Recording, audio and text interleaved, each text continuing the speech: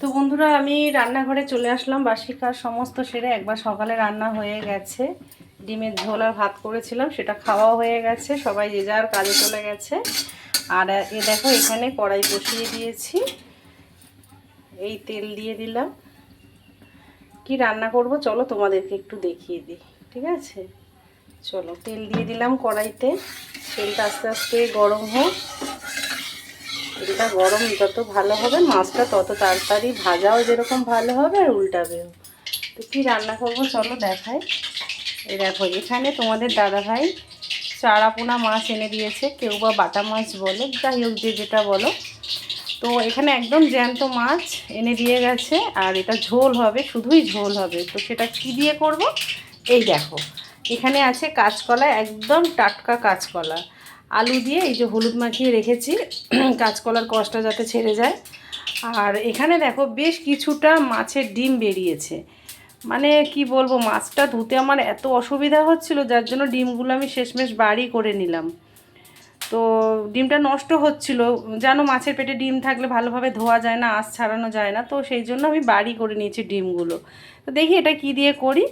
আর এখানে আছে করলা, এই দেখো টাটকা, সব সবজি কিন্তু সকালে টাটকা একেবারে বাজার দিয়ে নিয়ে এসছে তোমার দাদাভাই।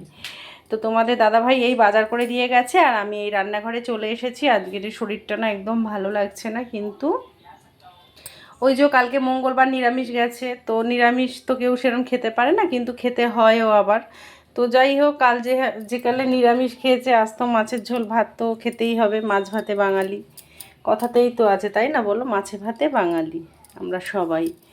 তো এই মাছে হলুদ দিয়ে দিলাম, নুনটা দিয়ে দিই, এবার ওদিকে তেলও দিয়ে দিয়েছি কড়াইতে। এবারে মাছটা ভাজা করব, করে আগে ঝোল করব, তারপরে এই করলাটা ভাজবো। আর মাছের ডিমটা দেখা যাক কি করি।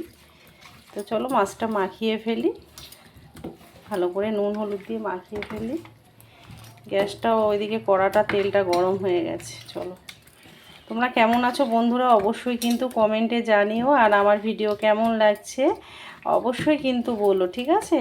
আমার সব এনার্জি বলো, সাহস বলো, ভরসা বিশ্বাস কিন্তু তোমরা, তোমাদের থেকেই কিন্তু আমি এত কষ্টের মধ্যেও কিন্তু আমি ভিডিও করার জন্য এতটাই উদ্যোগ পাই, শুধুমাত্র তোমরা পাশে আছো বলে। তাই দেখো তেল গরম হয়ে গেছে, তেল গরম হয়ে গেছে। তেল না ভালো করে গরম হলে তো আবার মাছও উল্টাবে না, তাই না? দেখো মাছগুলো ভালো করে নুন হলুদ মাখানো কিন্তু আমার হয়ে গেছে। তেল দেখো ধোয়া উঠছে, তেলও গরম হয়ে গেছে। চলো হাতটাকে ধুয়ে নিই। তো তোমরা সবাই কেমন আছো বন্ধুরা অবশ্যই কিন্তু কমেন্টে জানিও, ঠিক আছে? দেখো হাতটা না ধুলে না আমার যেন সেই মানে কীরকম হয়। হাতটা পরিষ্কার করে ধুয়ে নিলাম, এবারে মাছটা দেব। এ বাবা, এ বাবা চিনিটায় পিঁপড়ে ধরে গেছে, এ বাবা, এ বাবু চিনিটা পিঁপড়ে ধরে গেছে, এটা খোল, মুখটা এ কর, ঢাল, পারবি ঢালতে? এই দেখ এই মুখটা ধরে, আর এই কৌটোটা দিচ্ছি, কৌটোর মধ্যে উপর করে দে, পারবি তো? এই যে, আরে বর্ষার সময় নয়, এই যে এর মধ্যে মুখটা ধরে এরকম করে উল্টে দিবি, দিলে নিজে নিজেই পড়ে যাবে। গলা এর মধ্যে মুখটা ধরো, ধরার কি আছে, আশ্চর্য তো। পুরো ঢুকিয়ে দে, মুখটা পুরো ঢুকিয়ে দে, একদম পড়ে যাবে নিজে নিজে, ব্যাস ব্যাস, ভালো করে যেন না থাকে। দেখো ছেলেকে চিনি ঢালতে শেখাচ্ছি।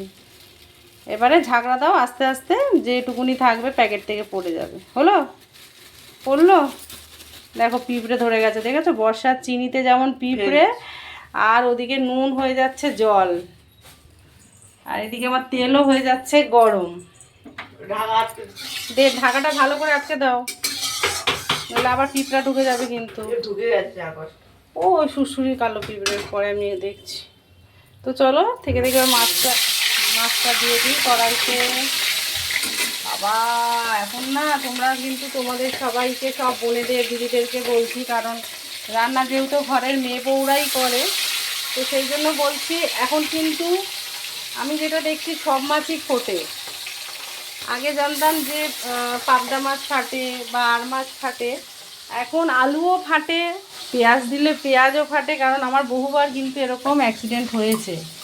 ওই জন্যই আমি বলছি। আর ডিম তো, ডিমের তো মানে কথাই নেই, তুলনা নেই একেবারে, অতএব একটাই কথা বলবো, যে যাই ভাজাভাজি করো না কেন একদম দূরে থাকবে, ঠিক আছে? আগুন থেকে যতটা পারবে দূরে থাকবে। তো দেখো মাছ দিয়ে দিয়েছি, এখন এতগুলো ভাজবো জানো বন্ধুরা। তো মাছটা একটু লাল লাল করেই আমি ভাজি। আবার রান্না এখানেই কি শেষ? এখানেই শেষ নয়।